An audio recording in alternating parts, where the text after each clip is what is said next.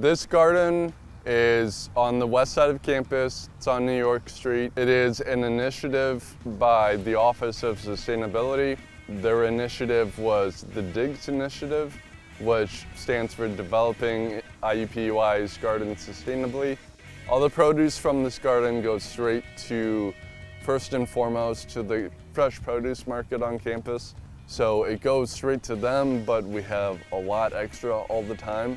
So that goes to Paul's Pantry on campus. Whatever extra we have from there goes to our other community partners on the west side of Indy. The primary goal of the garden is to just increase engagement in our campus community. That kind of gardening is important because it's important to expose people to being able to produce things yourself and not have to rely on everybody else for everything.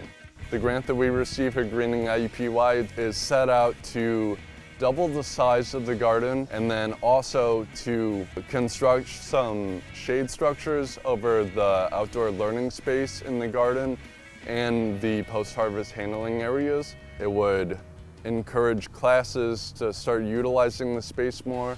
Of course, anything related to gardening, sustainability, but also hopefully more of like art and humanities and sciences as well.